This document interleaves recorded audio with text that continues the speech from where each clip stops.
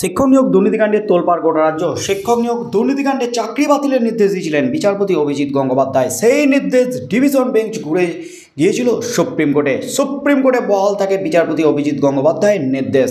আর সেই মামলা অবশেষে ফিরে এসেছিল কলকাতা হাইকোর্টে প্রধান বিচারপতির কাছে। প্রধান বিচারপতিকে নির্দেশ ছিল স্পেশাল বেঞ্চ গঠন করে 6 মাসের মধ্যে মামলার নিষ্পত্তি করতে হবে।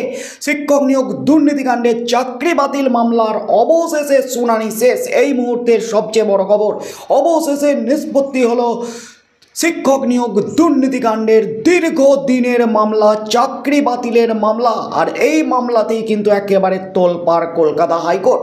বিচারপতি দেবাংশু বসাক বিচারপতি অভিজিৎ গঙ্গোপাধ্যায়ের নির্দেশের ওপর এবার কিন্তু চরম নির্দেশ। এই মুহূর্তে কিন্তু হুলস্থুল একেবারে রাজ্য রাজনীতি। চাকরি বাতিল মামলার শুনানির মাঝেই শুনানির শেষে যা মন্তব্য করলেন, যা পর্যবেক্ষণ বিচারপতি দেবাংশু বসাকের, তাতেই কিন্তু একেবারে চরম বিপাকে চাকরি হারানো হাজার হাজার শিক্ষক শিক্ষিকা এবং শিক্ষাকর্মী। বিরাট কিন্তু লোকসভা ভোটের আগে ঝড় ওঠার ইঙ্গিত। রাজ্যে কিন্তু বিরাট ঝড় উঠতে চলেছে। সুপ্রিম ফেরত মামলা অবশেষে নিষ্পত্তি হলো বিচারপতি দেবাংশু বসাকের ডিভিশন বেঞ্চে। বিচারপতি অভিজিৎ গঙ্গোপাধ্যায়ের থেকেও ভয়ঙ্কর বিচারপতি দেবাংশু বসাক। এই মামলার শুনানি শেষে যা বললেন, তাতেই কিন্তু শোরগোল পড়ে গেল রাজ্য রাজনীতিতে। এই নিয়োগ প্রক্রিয়া থেকে ভালো কিছু খুঁজে পাওয়া কঠিন। এসএসসি নিয়োগ দুর্নীতি সংক্রান্ত মামলার শুনানি শেষে বিশেষ পর্যবেক্ষণ কলকাতা হাইকোর্টের বিচারপতি দেবাংশু বসাকের। দীর্ঘদিন চলার পর এসএসসি নিয়োগ সংক্রান্ত মামলার শুনানি বুধবার হাইকোর্টের বিশেষ বেঞ্চে শেষ হলো। রায়দান আপাতত স্থগিত রাখা হয়েছে।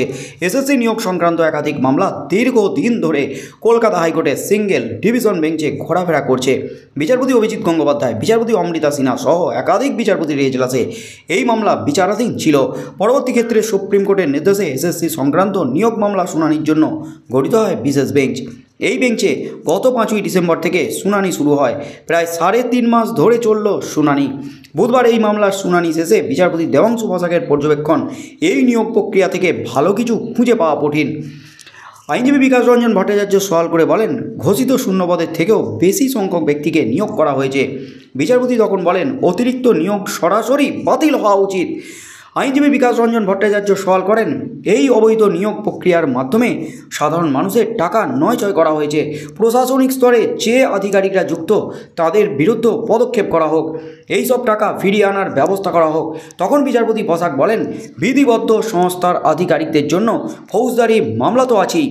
আইনজীবী বলেন, এটা সুপরিকল্পিত অপরাধ। এই মামলার প্রেক্ষিতে আদালত যদি দৃষ্টান্তমূলক পদক্ষেপ না নেয়, তাহলে এই অপরাধ প্রবণতা কমবে না। অপরাধীরা এই ধরনের অপরাধ করতেই থাকবে। বিতর্কিত চাকরি প্রাপকদের আইনজীবী প্রমিত রায় সওয়াল করেন, এসএসসি এবং সিবিআই কেউই বিশ্বাসযোগ্য নয়। তখনই বিচারপতি প্রশ্ন করেন, তাহলে কার উপর আমরা বিশ্বাস করব?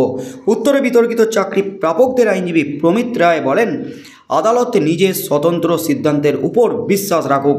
তখন সওয়াল করেন আইনজীবী বিকাশ রঞ্জন ভট্টাচার্য এবং তিনি বলেন, এই আদালত তো ওএমআর দেখার সুযোগ দিয়েছিল।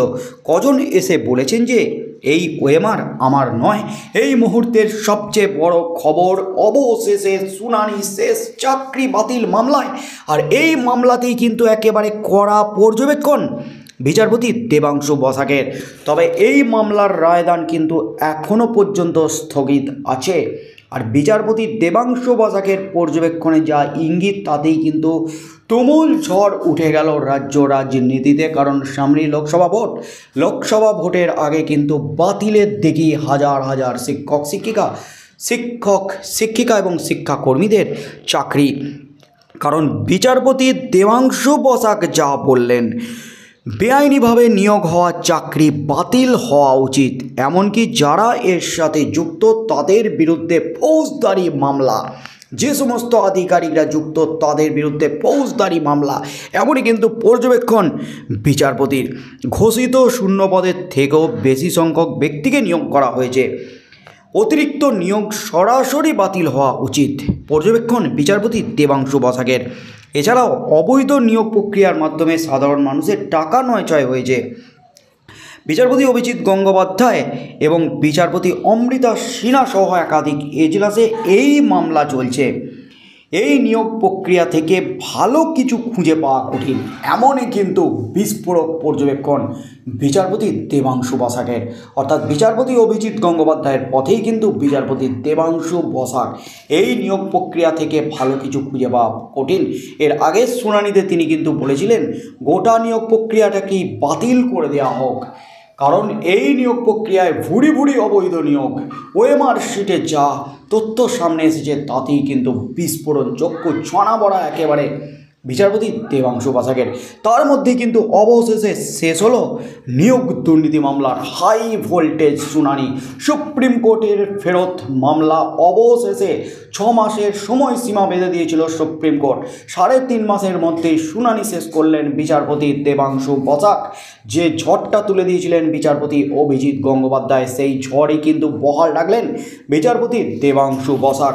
ইতিমধ্যেই চাকরি বাতিলের দিকে ইঙ্গিত এবং ফৌজদারি মামলা যারা এর সাথে জড়িত, এমনকি বিচারপতি দেবাংশু বসাক এটাও বলেছিলেন যে যারা এর সাথে জড়িত, যে সমস্ত বেআইনি শিক্ষক শিক্ষিকা চাকরি বাতিলের নির্দেশ দিয়েছেন বিচারপতি অভিজিৎ গঙ্গোপাধ্যায়, আমি হলে তার সাথে আরেকটা লাইন যোগ করে দিতাম, তাদের হেফাজতে নিয়ে জেরা করার প্রক্রিয়া শুরু করতাম, নির্দেশ দিতাম।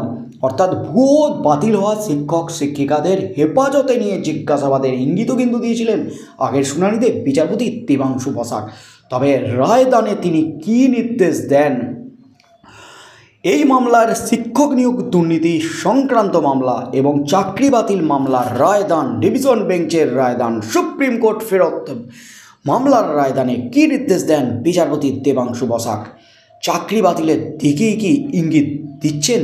চাকরি বাতিলের নির্দেশ কি দিতে চলেছেন বিচারপতি দেবাংশু বসাক? বিচারপতি দেবাংশু বসাকের নির্দেশের উপরই কিন্তু নির্ভর করছে হাজার হাজার শিক্ষক শিক্ষিকা এবং শিক্ষাকর্মীর ভাগ্য। আগামী দিনে কি হতে চলেছে কলকাতা হাইকোর্টে, বিচারপতি দেবাংশু বসাক কী নির্দেশ দিতে চলেছেন এই মামলার, সেদিকেই চোখ থাকবে গোটা রাজ্যের।